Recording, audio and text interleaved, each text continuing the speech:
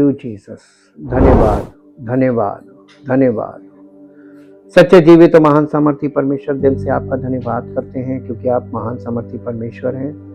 आप अद्भुत युक्ति करने वाले हैं, अद्भुत आश्चर्य कर्मों के द्वारा अपनी महिमा को प्रकट करने वाले हैं। आप अपनी इच्छा से काम करने वाले हैं। आपने प्रभु इस पृथ्वी पर अपनी इच्छा को पूरा करने के लिए समस्त मानव जाति को और सृष्टि की रचना की, और प्रभु हर कण में आपकी इच्छा ही पूरी होती है। आपकी इच्छा सर्वोपरि है, आपकी महिमा अपरंपार है और आपकी सामर्थ अद्भुत है। आपका नाम महान हो, सारी महिमा आपको मिले। प्रभु यीशु मसीह के पवित्र नाम से मांगते हैं, आमीन। सबको जय मसीह की। हम परमेश्वर का बहुत धन्यवाद करते हैं क्योंकि वो महान सामर्थी परमेश्वर है और परमेश्वर अपनी महिमा को प्रकट करता है अपनी सामर्थ के द्वारा और उन आश्चर्य कर्मों के द्वारा जो वो हर एक जिंदगी में समय समय पर करता है। हम परमेश्वर के नाम की जितनी भी महिमा करें वो कम है और उसका नाम हम सब के जीवन में सर्वोपरि रहना चाहिए और हमेशा उसी के महिमा हमारे जीवन में प्रकट होनी चाहिए।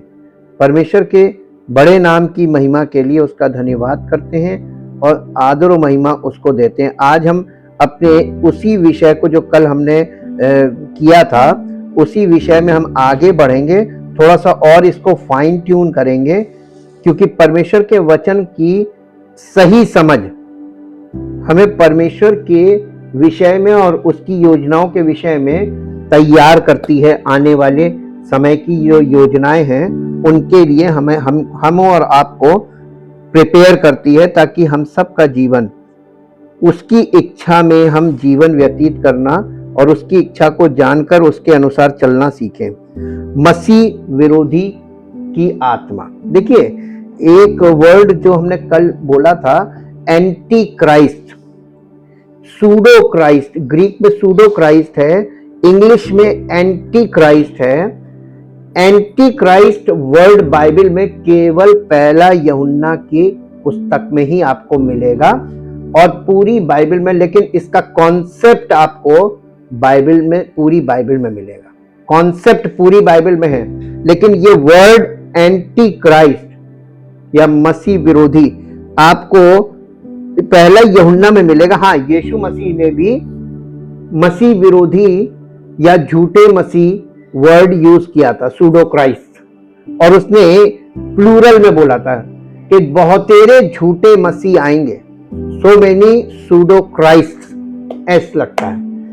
आज हम आपके साथ जो अध्ययन करने जा रहे हैं the spirit of anti Christ. Anti अगर हटा देते हैं तो वर्ड क्या बनता है? Christ, Christ and anti Christ. तो ये इसमें जो क्राइस्ट वर्ड जुड़ रहा है ये हमको समझ में आना चाहिए कि क्राइस्ट वर्ड क्यों जुड़ रहा है। मान लीजिए वो पाप का पुरुष, विनाश का पुत्र यानी शैतान का पुत्र है, जैसे यीशु मसीह परमेश्वर का पुत्र है तो शैतान का पुत्र भी आएगा। परमेश्वर के पुत्र को से टक्कर लेने के लिए शैतान नहीं आएगा, शैतान का पुत्र आएगा। तो ये जो शैतान का पुत्र है, जैसे परमेश्वर का पुत्र वैसे ही शैतान का पुत्र, तो परमेश्वर के पुत्र के लोग हैं तो शैतान के पुत्र के भी लोग हैं। अब दो सेक्शन बने। अंत के समय में जैसे जैसे हम लोग यीशु मसीह के सेकंड कमिंग के बारे में जो ग्रीक वर्ड यूज किया गया वो पराउजिया है। पराउजिया का मतलब यीशु मसीह का द्वितीय आगमन, ये पराउजिया है।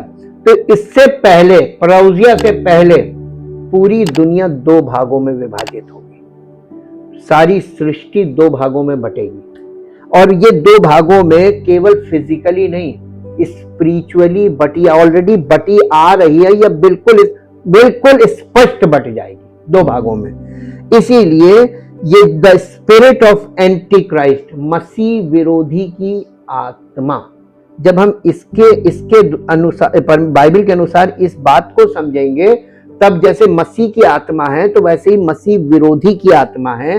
मसीह की आत्मा पवित्र आत्मा है, सत्य का आत्मा जिसको बोलते हैं। तो मसीह के विरोधी का आत्मा क्या होगा? झूठ की आत्मा, भ्रम की आत्मा। कौन सी आत्मा?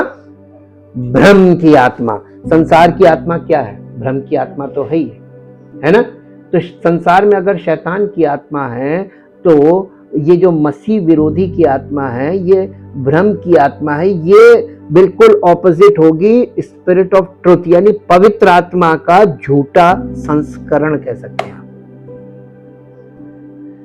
ये परमेश्वर के कलीसिया के लोगों को इन सब बातों में बहुत अच्छी अंडरस्टैंडिंग होनी चाहिए, ताकि वो परमेश्वर के आने वाले जजमेंट से पहले वो कहाँ खड़े हैं, और वो परमेश्वर के बच्चे हैं या वो संसार में पूरी तरीके से संसार की आत्मा में है या पवित्र आत्मा से परिपूर्ण है। ये दो चीजें बहुत मायने रखती है मसीहत में, इसीलिए स्टडी मस्ट हो जाती है।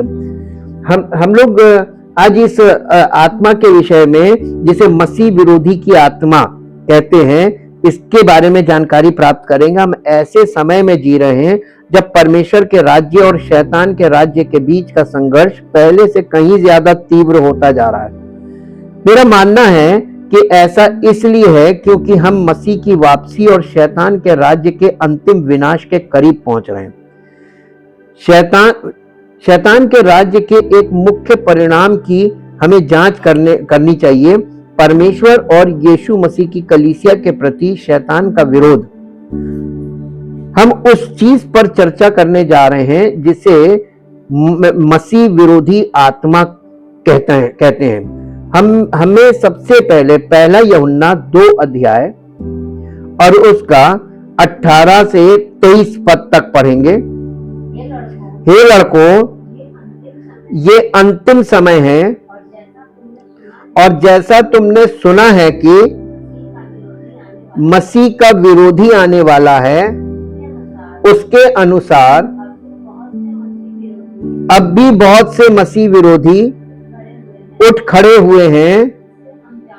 इससे हम जानते हैं कि ये अंतिम समय है। कहां से? इसका मतलब क्या हुआ? वे निकले तो हम ही में से हैं। हम संसार में हैं, वहां की बात नहीं कर रहा है। ये सांसारिक लोगों की बात नहीं की जा रही है यहां पर। आप वो कहां से निकले? ये कलीसिया में से निकले हुए लोग, जो कलीसिया में आते हैं, समर्पण करते हैं, बॉर्न अगेन हो जाते हैं और परमेश्वर के वचन की जानकारियां प्राप्त करते हैं, और फिर एक टाइम ऐसा आता है कि वो विमुख हो जाते हैं। इसी को अपोस्टेसी बोली जाती है, कि आना और वापस भाग जाना संसार में। इसी को अपोस्टेसी बोला गया है। और अपोस्टेसी इतनी ज्यादा इसमें लोग हो जाएंगे जो आएंगे और भाग जाएंगे, आएंगे और भाग जाएंगे, और आएंगे और भाग जाएंगे। वो निकले तो हम ही में से हैं, क्योंकि वो निकले तो हम ही में से हैं, पर हम में के थे नहीं। मैं की बात आ रही है। देखिए, हम और मैं। जब कोई व्यक्ति मैं करता है, वो कलीसिया से भाग जाता है, और वो हम में से निकलकर मैं में चला जाता है ना? तो जो कलीसिया से निकल के जाता है, तो वो अपनी एक कलीसिया बनाता है। अब यहां पे बहुत ध्यान दीजिएगा। और वो अपनी एक शिक्षा, जो मसीह विरोधी शिक्षा होती है, यानी पवित्र आत्मा के अगेंस्ट एक स्पिरिट काम कर रही है, उस स्पिरिट में वो काम करने लगता है। और वो चूंकि कलीसिया से निकला है, तो उस कलीसिया की शिक्षा के विरोध में अपनी शिक्षा चालू कर देता है। ठीक है, वो निकले तो हम ही में से हैं, पर हम में के थे नहीं, क्योंकि यदि वे हम में के होते तो हमारे साथ रहते, पर निकल इसलिए गए हैं कि ये प्रकट हो कि वे सब हम में के नहीं हैं। परंतु तुम्हारा तो उस पवित्र से अभिषेक हुआ है, और तुम सब कुछ, ये कलीसिया से बोल रहा है कि तुम्हारा तो उस पवित्र से यानी यीशु मसीह से, तो कलीसिया में मसीह का अभिषेक होता है। इसीलिए जो यीशु मसीह के विश्वासी हैं वो मसीह से मसीही कहलाते हैं, यानी उसके अभिषिक्त। मसीह अनॉइंटेड वन है तो उसके लोग उसी एक अनॉइंटिंग में होते हैं, मसीह का अभिषेक उनमें बहता है।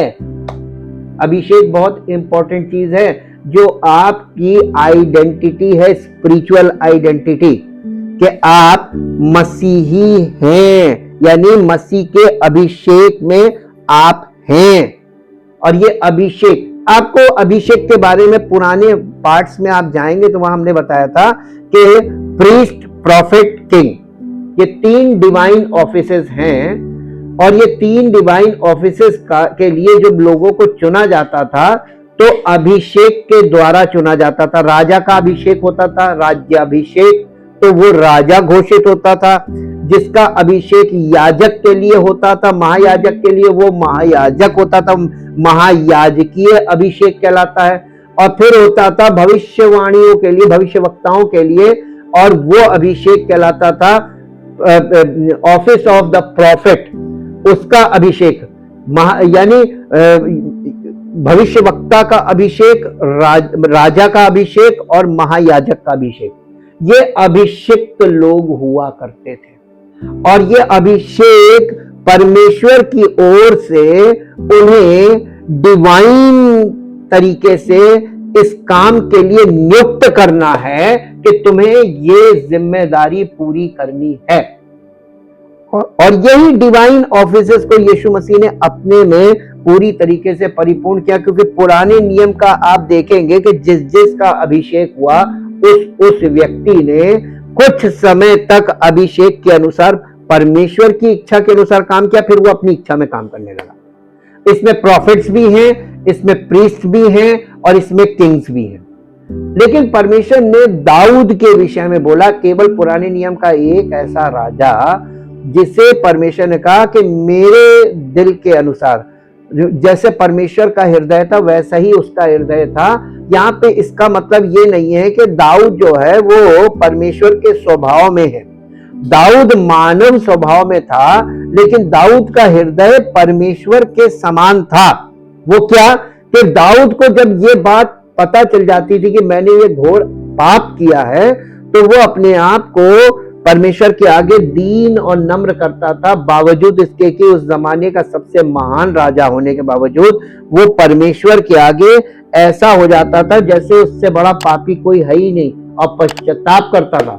परमेश्वर को उसके हृदय की ये भावना बहुत अच्छी लगी थी, इसीलिए परमेश्वर ने उसके हृदय को जांच कर उसे राजा नियुक्त किया था, उसका अभिषेक किया था। और जो शाऊल का अभिषेक हुआ था वो लोगों की इच्छा के अनुसार उसको अभिषेक किया गया था। तो देखिए 2 राजाओं का पुराने नियम में दिया हुआ है, एक शाऊल है और एक दाऊद है। दोनों का अभिषेक होता है, लेकिन एक उस अभिषेक में बना रहता है और एक उस अभिषेक का अपमान करता है और उस अभिषेक के विरुद्ध काम करता है। तो आपको अनॉइंटिंग के बारे में, या ये जो परमेश्वर का जो अभिषेक होता है, ये अभिषेक को समझेंगे। और आप यहाँ पे फोकस कीजिए वर्ड क्राइस्ट पर, क्राइस्ट एंड एंटी क्राइस्ट। तो क्राइस्ट का मतलब मसा होता है, मसा अनॉइंटिंग। यीशु मसीह को अनॉइंटेड वन बोला गया है ना, अनॉइंटेड वन। और 2 अनॉइंटेड वन हो गए, एक पॉजिटिवली यानी पवित्र सत्य की आत्मा से जो व्यक्ति अभिषेक है वो यीशु मसीह, सच्चा एक ही है। उसका ऑपोजिट क्या हुआ? एंटी क्राइस्ट का मतलब झूठ का अभिषेक, झूठा अभिषेक, फॉल्स अनॉइंटिंग। तो ये anti Christ actually false anointing है।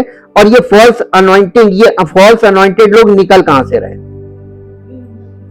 कलीसिया में से निकल रहे हैं, कलीसिया में से।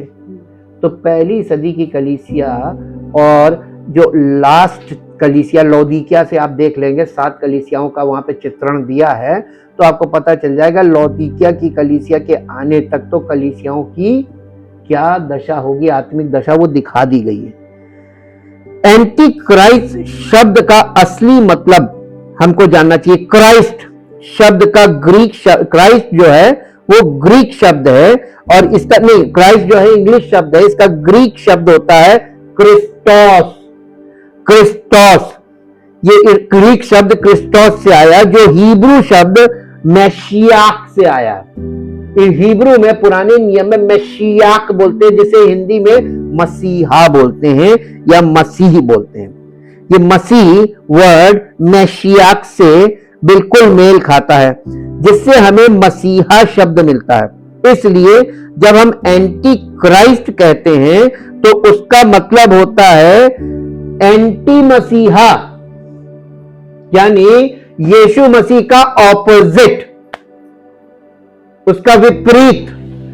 अब आप एक चीज और देखिए, ग्रीक में एंटी वर्ड का 2 मतलब है।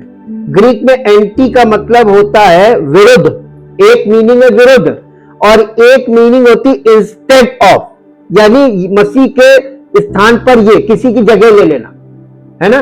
तो ये जो झूठा मसीह है, ये यीशु मसीह की जगह ले लेगा संसार में, और ये इतना बड़ा धोखा होगा, कौन खाएगा धोखा? नहीं, ये हम आपको बताते कौन खाएगा। जो वास्तव में बॉर्न अगेन और पवित्र आत्मा से परिपूर्ण लोग होंगे वो नहीं खाएंगे। जितने लोग अपने आप को ये कहते हैं कि हम मसीह में हैं और वो हैं नहीं, झूठे अंगीकार वाले, झूठे दावे करने वाले, झूठी शिक्षा वाले, ये सब धोखा खाएंगे। संख्या किसकी ज्यादा है, सच्चे की कि झूठे की? अब आप देखिए कि आप कहां खड़े हैं।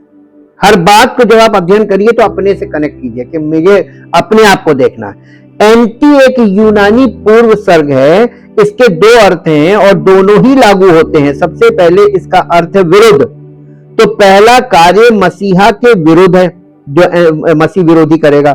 दूसरा अर्थ है के स्थान पर, इसका झूठे मसीहा को स्थापित करना है।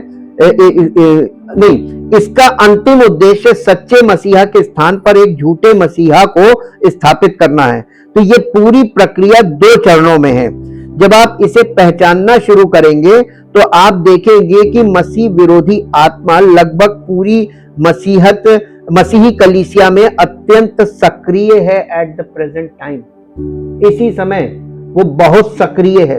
आप देखिए, जो शिक्षाएं पहली सदी की कलीसिया से शुरू हुई थी, कलीसिया में मसीह को लेकर, आज शिक्षा का स्तर कहां चला गया? आज किस तरीके के विश्वास की बातें की जा रही हैं? आज की कलीसिया के लोग किस तरीके का विश्वास कर रहे हैं? उस जमाने के लोग ये कहते थे कि मेरे को तुम जान से मार दो, लेकिन हम अपने अंगीकार से नहीं पलटेंगे। मरना तैयार था, मरने को तैयार थे। और आजकल के हाँ, हम इनकार करने को तैयार हैं, हमारी जान छोड़, ये वाले। अब आप बताइए कौन सी आत्मा? अपने आप को जांचो। देखिए वचन क्या कहता, अपने आप को जांचो कि तुम विश्वास में हो कि नहीं। अब देखिए यहां पे पहला यूहन्ना उसका 4 अध्याय 2 और 3 पद हम पढ़ेंगे। परमेश्वर का आत्मा तुम इस रीति से पहचान सकते हो, जो आत्मा मान लेती है यीशु मसीह शरीर में होकर आया है, वो परमेश्वर की ओर से है, और जो आत्मा यीशु को नहीं मानती वो परमेश्वर की ओर से नहीं है, और वही तो मसीह के विरोधी की आत्मा है जिसकी चर्चा तुम सुन चुके हो। असल में ये पत्री किसने लिखी है? पहला यूहन्ना, दूसरा यूहन्ना, तीसरा यूहन्ना। जिसने प्रकाशित वाक्य लिखा है यूहन्ना ने। और ये यूहन्ना ऐसी बातें क्यों लिख रहा है? पर कभी आपने सोचा है कि ये बातें वो क्यों लिख रहा है? पवित्र आत्मा उसको ये बातें क्यों लिखने के लिए प्रेरित कर रहा है? क्योंकि उस समय कलीसिया में झूठी शिक्षा और झूठा अभिषेक काम करने लगा था और कलीसिया के लोग भ्रमित होकर निकलने लगे थे, कलीसियाएं छोड़ छोड़कर, और इन शिक्षाओं में भाग रहे थे जहां भीड़ लग रही थी। जैसा कि आज प्रत्यक्ष रूप से आप देख सकते हैं लोग कौन कहां भाग रहा और क्यों भाग रहा। पर्पस बहुत जरूरी है। यही बात परमेश्वर का वचन देखिए 2 और 3 पद को हम इंग्लिश में पढ़े। By this you know the spirit of God, every spirit that confesses that Jesus the Messiah has come in the flesh is of God, and every spirit that does not confess that Jesus the Messiah has come in the flesh is not of God, and this is the spirit of the Antichrist, which you have heard was coming and is now already in the world. Already in the world. संसार में ये पहले से है। अब ये पहले से है, अब उस व्यक्ति को प्रकट होना है जिसका ये आत्मा काम कर रहा है। देखिए, अब आपको फिर एक बात बताते हैं, थोड़ा सा वापस जाके वापस आना होता है ऐसे विषय में। यीशु मसीह संसार में अभी नहीं है, बोलिए हाँ, नहीं है ना? आपने यीशु मसीह को देखकर विश्वास किया? नहीं।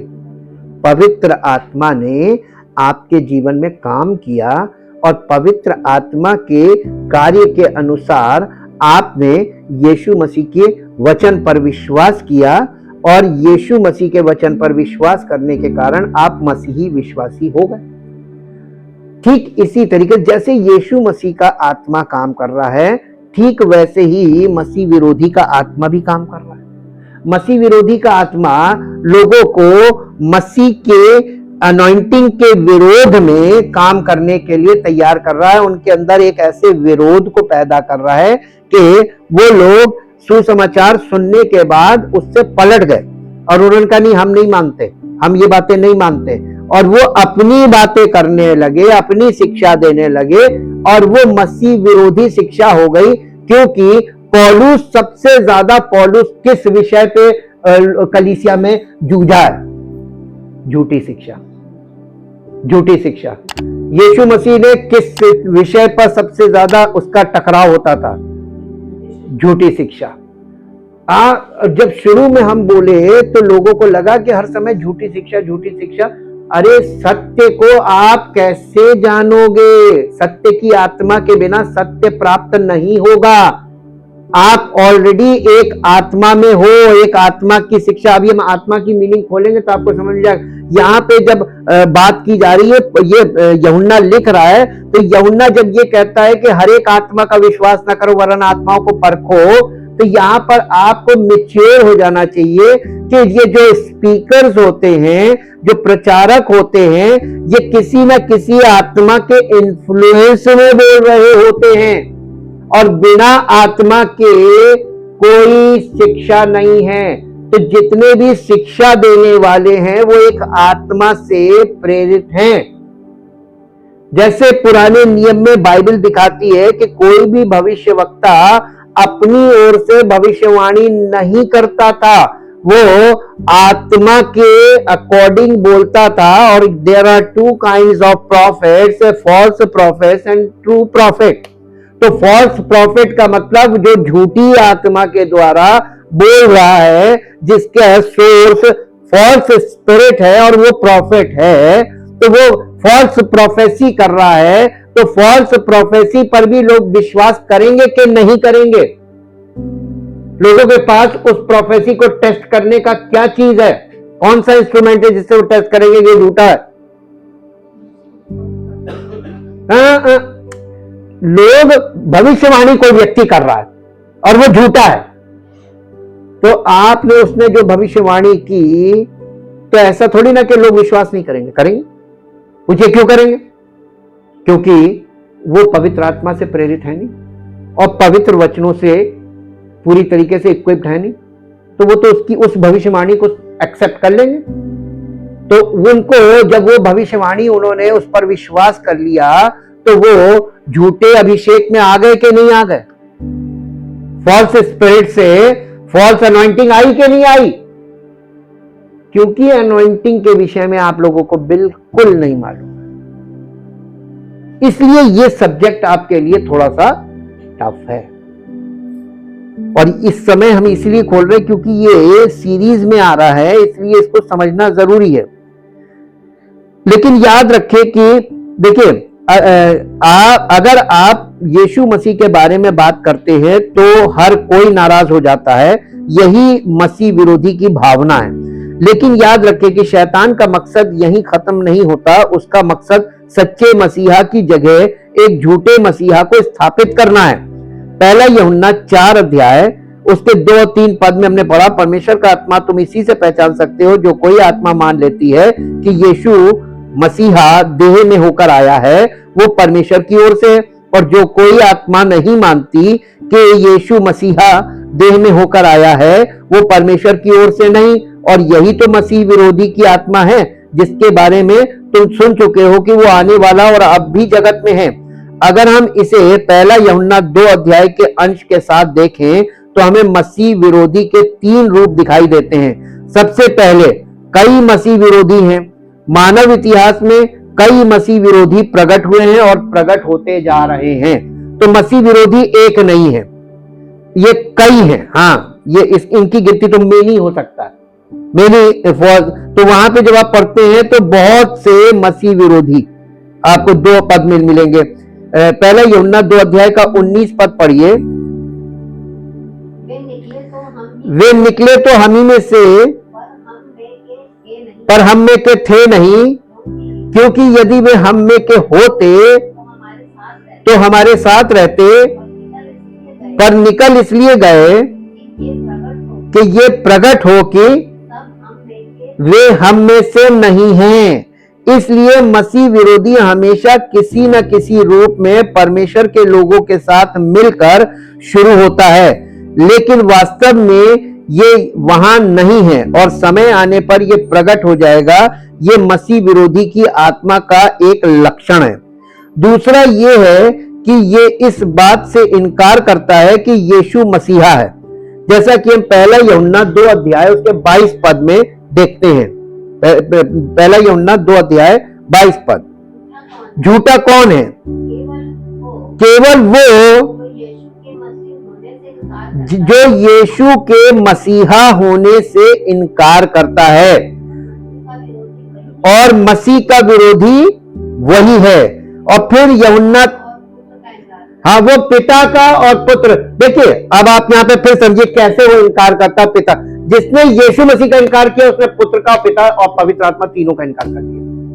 कैसे कि यीशु मसीह तो पूरा पिता पुत्र पवित्र आत्मा तीनों ट्रिनिटी उसमें लिखा नहीं है कि परमेश्वरत्व मसीह में। पढ़ लीजिए, मैं आपको बताता हूं। हाँ, नहीं, ये इसका ये किस आधार पे बोला, ये लीजिए कुलस्सियों की पत्री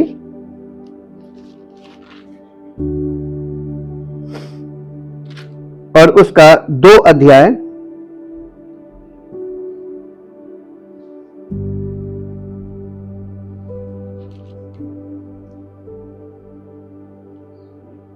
और उसका 2 अध्याय का 9 पद पढ़िए।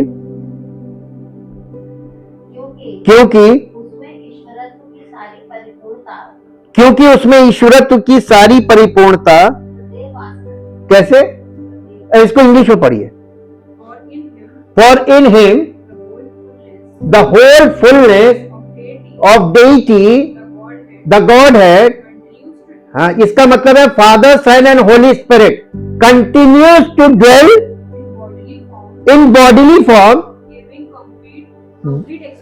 giving complete expression from the of the divine nature। यीशु मसीह में यानी जो ईश्वरत्व है, पिता पुत्र पवित्र आत्मा बॉडीली वास करते थे। यीशु मसीह पर पवित्र आत्मा बॉडीली उतरा था। अब आपको पता चला इसका इनकार करने का मतलब क्या होता है।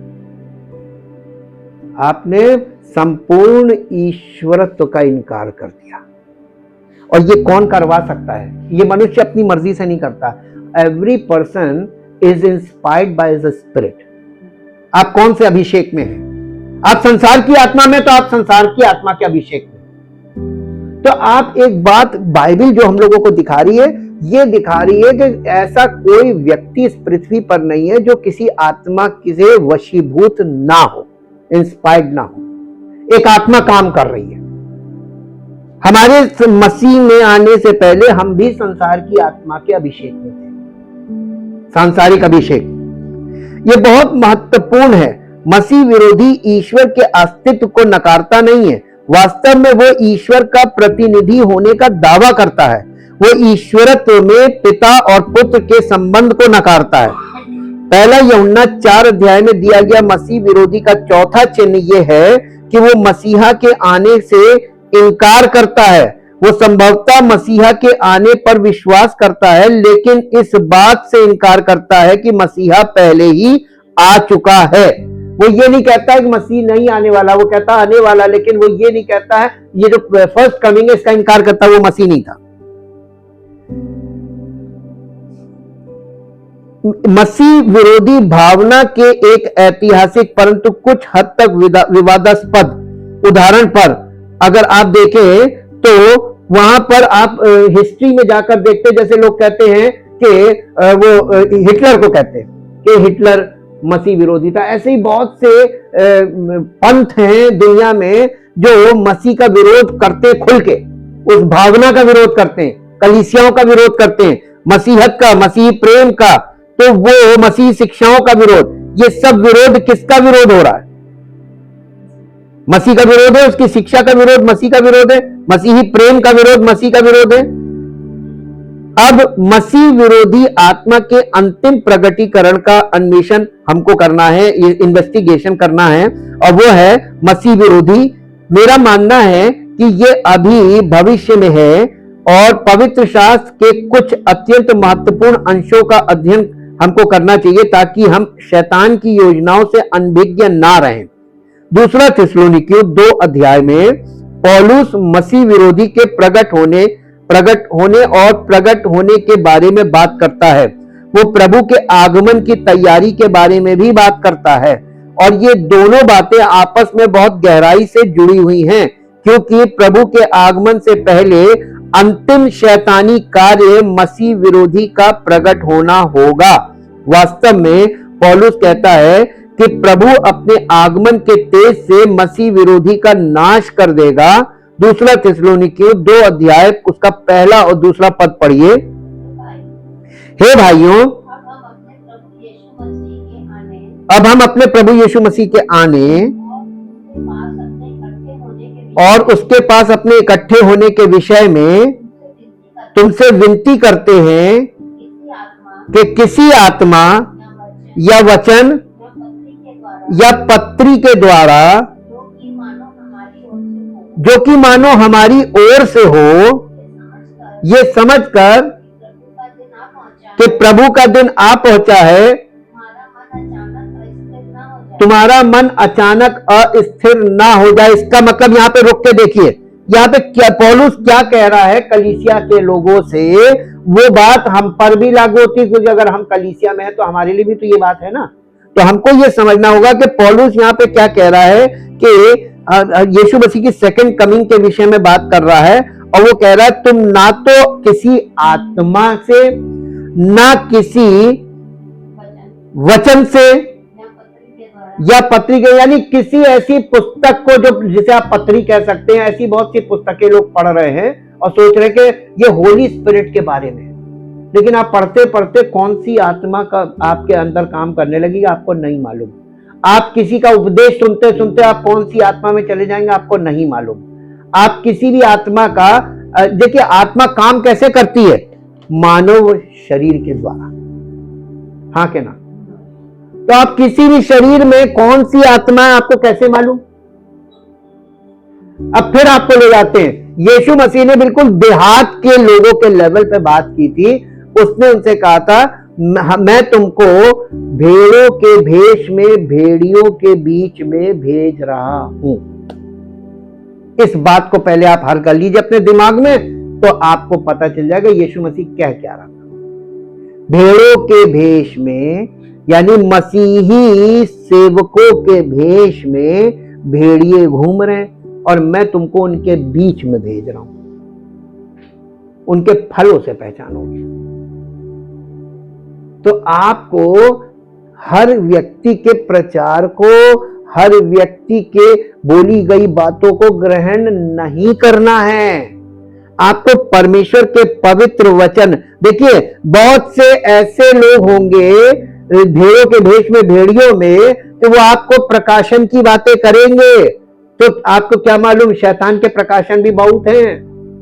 जो प्रकाशन बाइबल पे से मैच नहीं करता, बाइबल आधारित नहीं है, उसको कभी भी सच ना माने। आपके हाथ में है बचना। आप दूसरे के चक्कर में लिपट जाएंगे तो आसानी से शिकार हो जाएंगे। हाँ के ना? यहां आने वाला शब्द यूनानी भाषा में पारूसिया, यीशु मसीह की सेकंड कमिंग पारूसिया कहते हैं। पारूसिया शब्द है जिसका प्रयोग सामान्यतः यीशु मसीह के दूसरे आगमन के लिए किया जाता है। पौलुस ने लिखा, डगमगाओ मत, ना तो आत्मा से, ना वचन से, ना पत्री से, मानो हमारी ओर से, क्योंकि वो जानता था कि बहुत से मसीही यीशु के आगमन के बारे में विशिष्ट भविष्यवाणियों पर विश्वास करने के लिए तैयार होंगे, जैसे आज हैं। मैंने अपनी सेवकाई के दौरान ऐसी कई भविष्यवाणियां सुनी है, और मैं उन मसीहों की भीड़ को देखकर चकित हूं जो इन पर अड़े रहते हैं।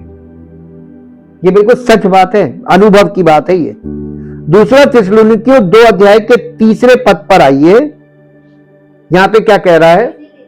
किसी रीति से किसी के धोखे में ना आना, क्योंकि वो दिन ना आएगा जब तक धर्म का त्याग ना हो ले, और वो पाप का पुरुष अर्थात विनाश का पुत्र प्रकट ना हो, जो विरोध करता है, और हर एक से जो ईश्वरीय या पूज्य कहलाता है अपने आप को बड़ा ठहराता है। देखिए, धोखा ना खाओ, मानो मसीह का दिन आ पहुंचा है। किसी भी तरह से किसी को धोखा ना दो, क्योंकि वो दिन तब तक नहीं आएगा जब तक पहले पाप का त्याग ना हो जाए और पाप का पुरुष अर्थात विनाश का पुत्र प्रकट ना हो। यूनानी भाषा में धर्म त्याग शब्द अपोस्टिशिया से है, जिसका अर्थ है धर्म त्याग, यानी प्रकट सत्य को जानबूझकर अस्वीकार करना। सत्य कौन है? प्रभु यीशु मसीह। और प्रकट सत्य को जानबूझकर यानी अस्वीकार करना। जब लोग कलीसियाओं में आकर आएंगे और फिर कुछ समय बाद वापस जाएंगे और इनकार करेंगे, ये है, अब इसको अपोस्टेसिया बोलते हैं, अपोस्टेसी इंग्लिश में। इस आयत में मसीह विरोधी के 2 उपाधियां दी गई हैं। पहला, वो पाप का पुरुष है या अधर्म का पुरुष, वो परमेश्वर के विरुद्ध मनुष्य के विद्रोह और परमेश्वर के नियमों के प्रति अस्वीकृति का सर्वोच्च अवतार है। उसे विनाश का पुत्र भी कहा गया है, जो अनंत काल तक भटकता रहेगा। यहूदा इस्करियोती नए नियम में एकमात्र अन्य व्यक्ति है जिसे विनाश का पुत्र कहा गया है। वो एक झूठा प्रेरित था। देखिए, उसके अंदर शैतान समा गया था। साफ साफ लिखा है कि जैसे ही यीशु मसीह ने उसको रोटी खिलाई थी अपने हाथ से, तो उसके अंदर शैतान समा गया था। और जहां शैतान का आत्मा समाता है, वो विनाश का पुत्र हो जाता है, और इसके लिए लिखा है कि ये विनाश का पुत्र है। तो हम एक ही प्राणी के 3 अलग अलग नाम देखते हैं: मसीह विरोधी, अधर्म का पुरुष, विनाश का पुत्र। और प्रकाशित वाक्य 13 अध्याय के पहले पद में हमें एक और महत्वपूर्ण नाम मिलता है। ये उस दर्शन का हिस्सा है जो यूहन्ना ने इस प्रकाशन में देखा था। 13 अध्याय का पहला पद, प्रकाशित वाक्य, तब मैंने एक पशु को समुद्र में से निकलते देखा, जिसके 7 सिर और 10 सींग थे। हाँ, 10 सींग और 7 सिर। उसके सींगों पर 10 राज मुकुट थे, और उसके सिरों पर परमेश्वर की निंदा के नाम लिखे थे। जो पशु मैंने देखा वो चीते जैसा था और उसके पांव भालू के से और मुंह सिंह का सा था। लो, अब चौथा क्या बन गया? अजगर। और उस अजगर ने अपनी सामर्थ्य और अपना सिंहासन, बड़ा अधिकार उस पशु को दे दिया। मैंने उसके सिरों में से एक को ऐसा देखा, हाँ, भारी घाव लगा देखा, मानो वो मरने पर है। फिर उसका प्राण घातक घाव अच्छा हो गया और सारी पृथ्वी के लोग उस पशु के पीछे पीछे अचंभा करते हुए चले। लोगों ने अजगर की पूजा की क्योंकि उसने पशु को अपना अधिकार दे दिया था, और ये कहकर पशु की पूजा की और कहा, इस पशु के समान कौन है, कौन उससे युद्ध कर सकता है। अब देखिए यहां पर जो बात लिखी है, जिन शब्दों में लिखा है, ये शब्द आपके ऊपर से निकल जाएंगे और जिंदगी में कभी आप उसकी सच्चाई तक नहीं पहुंचेंगे। इसी को बोला जाता है रिवील्ड मिस्ट्री, यानी प्रगट रहस्य। ये प्रगट भी है, हम पढ़ रहे हैं, लेकिन ये एक रहस्य भी है एट द सेम टाइम कि हम इसे समझ नहीं पा रहे हैं। और ये प्रगट रहस्य आपको डैनियल की पुस्तक में भी मिलेगा, और डैनियल की पुस्तक में ये सब चीजें एज इट इज मिलेंगी। यहां हम चौथा शीर्षक देखते हैं, पशु।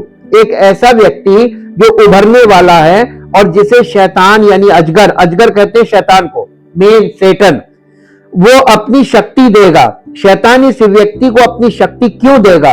क्योंकि इससे ये व्यक्ति पूरी मानव जाति पर प्रभुत्व प्राप्त कर सकेगा और पूरी मानव जाति को वो काम करने के लिए प्रेरित कर सकेगा जो शैतान सबसे ज्यादा चाहता है, उसकी आराधना करना। शैतान क्या चाहता है? सबसे ज्यादा आराधना चाहता है। अब आप देखिए पूरी दुनिया में क्या चीज ज्यादा, जिस चीज पर लोगों का बहुत ज्यादा फोकस है, वर्शिप, आराधना, पूजा। ये शैतान इसका बहुत बड़ा इच्छुक है और उसको कुछ नहीं चाहिए। देखिए यीशु मसीह उसने क्या कहा था, यदि तू झुककर मुझे दंडवत करे, इफ यू बाउ डाउन एंड वर्शिप मी, मैं तुम्हें इस संसार का सारा राज्य वैभव दे दूंगा। ये बदले में क्या देता है? आपको सांसारिक सुख की देने का वादा करता है, आपको सांसारिक राज्य देने का वादा करता है, आपको संसार में शक्ति देने का वादा करता है, आपको शक्तिशाली बना देगा। तो संसार के लोग जो पूजा करते हैं उसके पीछे शक्ति की पूजा करते हैं, शक्ति के लिए पूजा करते हैं। ये बहुत गहरी ऑब्जर्वेशन से आप सीख सकते हैं जी। अब देखिए उसकी आराधना करना, ये उसका सबसे अंतिम लक्ष्य यही है, यही उसका लक्ष्य है। वो कई सदियों से धैर्य पूर्वक इस पर काम कर रहा है और इस समय वो अपने लक्ष्य की प्राप्ति के बहुत करीब है। ध्यान दीजिए कि उसके एक सिर पर गंभीर चोट लगी थी और वो ठीक हो गया था। यहाँ एक तरह का झूठा पुनरुत्थान दिखाया गया कि अरे वो मर जाएगा मर जाएगा मर जाएगा, सबको लगा ऐसा मर गया, अब मर गया। लोगों ने सोच लिया था कि वो मर गया और प्राण घातक घाव चंगा हो गया। ये दिखाया कि वो पुनरुत्थान हो गया। ये झूठा पुनरुत्थान है। मुझे नहीं पता कि इस व्यक्ति की हत्या होगी या नहीं, लेकिन जाहिर है कि वो मर चुका होगा और फिर जिंदा हो जाएगा। प्रकाशित वाक्य 5 अध्याय के 5 पद में यूहन्ना ने एक दर्शन देखा था कि परमेश्वर के हाथ में एक पुस्तक है और उस पुस्तक को खोलने के योग्य कोई नहीं मिला, इसलिए यूहन्ना रो रहा था। ये पढ़िए। इस पर उन प्राचीनों में से एक ने मुझसे कहा, मत रो, देख यहूदा के गोत्र का वो सिंह जो दाऊद का मूल है, उस पुस्तक को खोलने और उसकी 7 मोहरें तोड़ने के लिए जयवंत हुआ है। तब मैंने उस सिंहासन और चारों प्राणियों और उन प्राचीनों के बीच में मानो एक वध किया हुआ मेमना खड़ा देखा। उसके 7 सिंग और 7 आंखें थी, यहां 7 का वो फिगर चल रहा है। यूहन्ना एक शेर की तलाश में था, लेकिन शेर तो एक मेमना है। ये जानबूझकर किया गया विरोधाभास है। परमेश्वर द्वारा नियुक्त शासक में पशु का स्वभाव नहीं है, उसमें मेमने का स्वभाव है और वो अन्य सभी से ऊंचा। देखिए सिंह दिखाता है राजा को, यहां पे प्रतीकात्मक है। सिंह जो दिखाता है वो राजा को, कि वो यूहन्ना राजा की खोज कर रहा था, कोई ऐसा राजा मिल जाए जो 7 मोहरों को खोलने के लिए जयवंत हुआ हो। तो उसको वध किया हुआ मेमना दिखा। यीशु मसीह की फर्स्ट कमिंग वध किया हुआ मेमना, ये मेमना ही राजा है। तो वो सिंह जो है वो राजा का प्रतीक है और मेमना जो है वो यीशु मसीह के बलिदान का प्रतीक है। और यीशु मसीह पाप पर और मृत्यु पर जयवंत हुआ है, इस बात को यहां पर स्पष्ट किया जा रहा है। और ये चीज, ये देखिए ऐसी भाषा है कि ये पवित्र आत्मा इस चीज को खोलता जाता है। उसमें मेमने का स्वभाव है और वो अन्य सभी से ऊंचा है, क्योंकि उसने अपना जीवन बलिदान कर दिया, उसने स्वयं को दीन किया, उसने नम्रता और विनम्रता का मार्ग अपनाया, क्योंकि उसने अपने गिरफ्तार करने वालों और सताने वालों का विरोध नहीं किया। मेरा मानना है कि इन दिनों में कलीसिया को भी यही स्वभाव दिखाना होगा और मुझे नहीं लगता कि ये आसान है। हमने देखा है कि लोग उस जानवर की पूजा करते थे और वे सभी इस बात पर आश्वस्त थे कि उस जानवर से युद्ध करना व्यर्थ है। मुझे यकीन नहीं है कि किस तरह की परिस्थितियां सारी दुनिया को यह विश्वास दिला पाएंगी कि जवाबी हमला करना व्यर्थ है। जब आप उस तकनीक और हथियारों के युग पर विचार करते हैं जिसमें हम वर्तमान में रह रहे हैं, तो ये मानना आसान है कि यहाँ चित्रित स्थिति बहुत करीब हो सकती है। प्रकाशित वाक्य 13 अध्याय के 6 और 7वें पद में हम मसीह विरोधी को कार्रवाई करते हुए देखते हैं। तब उसने परमेश्वर की निंदा करने के लिए मुंह खोला कि उसके नाम की, उसके निवास की और स्वर्ग के रहने वालों की निंदा करे, और उसे पवित्र लोगों से लड़ने और उन पर जय पाने का अधिकार दिया गया। वो ईश्वर को खुली चुनौती देता है, वो कोई गुप्त शत्रु नहीं है, वो सर्वशक्तिमान ईश्वर के सामने मुक्का मारता है। और आपको क्या लगता है, उसे मसीही विश्वासियों से युद्ध करने और उन पर विजय पाने की अनुमति किसने दी? मेरा अनुमान है कि ईश्वर ने ही दी होगी, जो एक बहुत ही गंभीर विचार है। हम ये भी कभी ना भूलें कि मसीहत में जीत हमेशा आसान नहीं होती। हम आइए आगे बढ़े और 8वें पद को देखें। पृथ्वी पर रहने वाले वे सभी लोग उसकी आराधना करेंगे जिनके नाम उस मेमने के जीवन की पुस्तक में नहीं लिखे गए, जो जगत की उत्पत्ति के समय से घात हुआ है। क्या ही जबरदस्त बयान है। पूरी मानव जाति उसकी उपासना करेगी, सिवाय उनके जिन्हें परमेश्वर ने अपने लिए चुना है। दूसरा थिस्सलुनीकियों 2 अध्याय के 3 पद पर हम फिर से नजर डालें। अपनी यहाँ पर ध्यान दे, किसी रीति से किसी के धोखे में ना आना, क्योंकि वो दिन प्रभु का आगमन, वो दिन का मतलब प्रभु का द्वितीय आगमन ना आएगा जब तक कि पहले पाप के पुरुष का जब तक धर्म का त्याग ना हो ले और पाप का पुरुष अर्थात विनाश का पुत्र प्रकट ना हो। मेरा मानना है कि ये पतन आज दुनिया में हो रहा है। सदियों से कलीसिया के कुछ सेवक दुष्ट रहे हैं, लेकिन उन्होंने मसीहत के महान बुनियादी सत्यों का खुले तौर पर खंडन नहीं किया है। दरअसल यही सत्य उनकी शक्ति को बढ़ाने का जरिया रहे। लेकिन 20वीं सदी में कलीसिया के सेवकों ने मसीहत के महान बुनियादी सत्यों को नकार दिया। यीशु का ईश्वरत्व, उनका कुंवारी जन्म, उनकी प्रायश्चित मृत्यु, उनका शारीरिक पुनरुत्थान और उनका पुनरागमन। मुझे नहीं लगता कि ऐसा किसी भी पिछली सदी में हुआ था। मेरा मानना है कि हम पहले से ही धर्म त्याग का सामना कर रहे हैं। हमेशा याद रखें कि कलीसिया ही भ्रांतियों के विरुद्ध एक सुरक्षा कवच है। इसलिए शैतान को अपनी भ्रांतियों को दूर करने से पहले कलीसिया में घुसना होगा। तो शैतान कलीसिया में अगर नहीं घुसेगा तो वो कलीसिया के सत्य को कैसे विकृत करेगा। अब आप मेरे साथ लास्ट में एक वर्स निकालिए जो यीशु मसीह ने कुछ ऐसा किया था। लूका रचित सुसमाचार और उसका 10 अध्याय, लूका रचित सुसमाचार 10 अध्याय और उसका 20 पद पढ़िए।